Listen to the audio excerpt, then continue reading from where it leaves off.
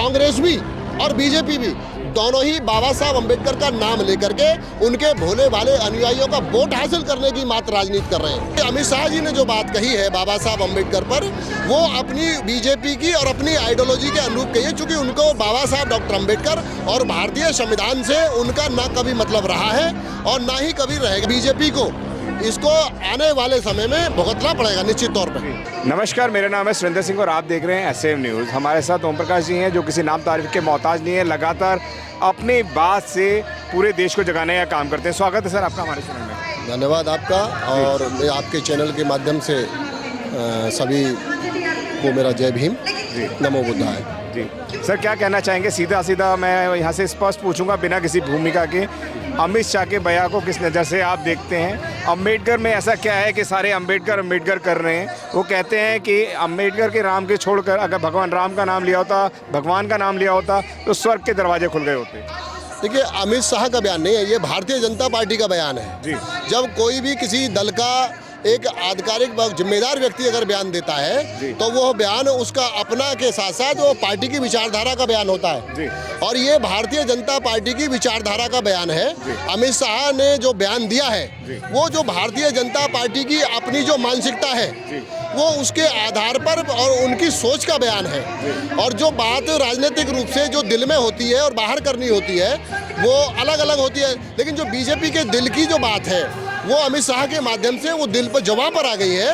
और ऐसा अमित शाह से पूर्व में भी बाबा साहब डॉक्टर अम्बेडकर के विषय में, भारत के संविधान के विषय में ये लोग बीच बीच में बोलते रहे हैं। और ये अमित शाह जी ने जो बात कही है बाबा साहब अम्बेडकर पर, वो अपनी बीजेपी की और अपनी आइडियोलॉजी के अनुरूप कही है, चूंकि उनको बाबा साहब डॉक्टर अम्बेडकर और भारतीय संविधान से उनका ना कभी मतलब रहा है और ना ही कभी रहेगा। चूंकि उनका जो नारा रहा है बीजेपी की स्थापना का, हिंदी हिंदू हिंदुस्तान, इट मीन्स यदि हिंदी हिंदू हिंदुस्तान की बात करेंगे तो फिर भारतीय संविधान से उनका कोई लेना देना नहीं रह जाता है। साथ ही साथ भारतीय संविधान के अंतर्गत जो भारत का जो राष्ट्रीय ध्वज है उसको भी पूरा देश जानता है कि आरएसएस के जो हेडक्वार्टर है उस पर इस देश में इसके तिरंगा को नहीं फहराया गया, उन्होंने अपने भगवा को लंबे समय तक फहराया रहा है। तो इसलिए भारतीय जनता पार्टी और वो लोग वो ऐसी व्यवस्थाएं में वो रखते हैं अपना विचार, जो ऊंची नीची व्यवस्था है, जो इस देश में असमानता की विचारधारा है, वो उसमें विश्वास रखते हैं। और उसी विश्वास के आधार पर, क्योंकि संविधान सबकी बात करता है, बाबा साहब डॉक्टर अम्बेडकर सबकी बात करते हैं, देश के राष्ट्र के मसीहा हैं, लेकिन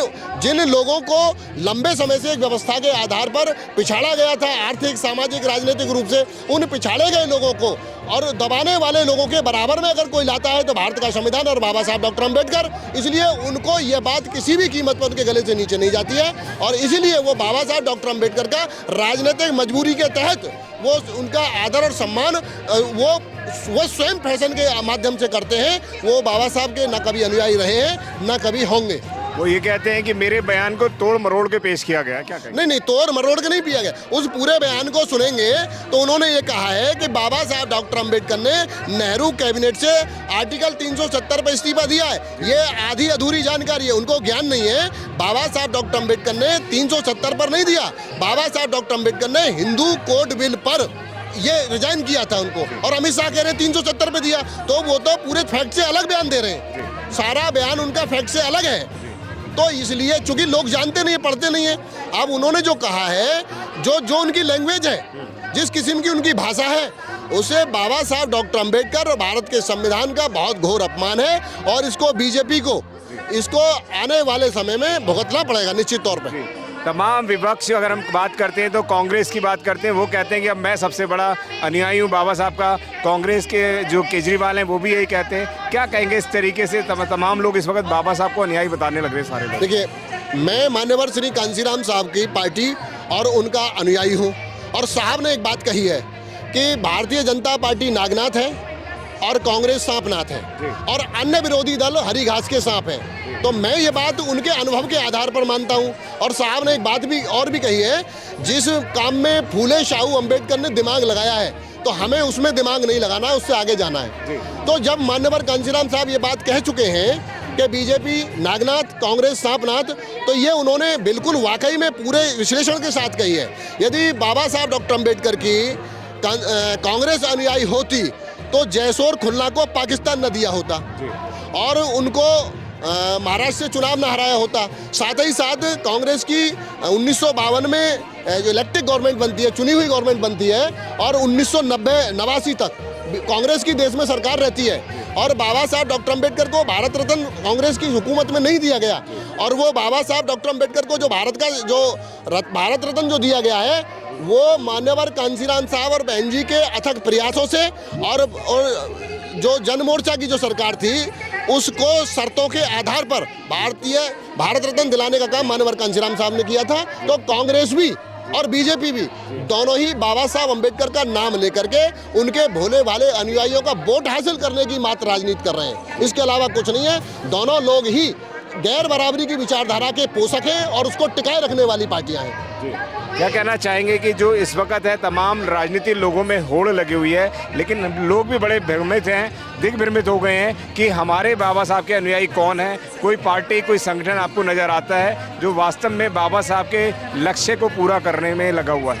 ये बात बिल्कुल सही है, और जो भी बाबा साहब अंबेडकर का नाम लेता है तो ये समाज के लोग उसे अपना मान करके उसके पीछे लग जाते हैं। लेकिन अब मुझे ये उम्मीद है कि आने वाले समय में असली कौन नकली कौन, इस बात को पहचान करके बाबा साहब अंबेडकर के अनुयायी निश्चित तौर पर और इन लोगों को सबक सिखाने का काम करेंगे। और ख़ास सबक होगा कि बात ताकतवर की मानी जाती है और ताकत सत्ता में होती है, और आने वाले समय में बाबा साहब डॉक्टर अंबेडकर के मानने वाले लोग और जो ताकत को हासिल करने का काम राजनीतिक रूप से करके और इनको बाहर करने का काम करेंगे, ऐसा मैं मानता हूँ। जिसका आपको था बेसब्री से इंतज़ार, बहुजन समाज का ऐतिहासिक कैलेंडर 2025 अब आपके बीच आ गया है।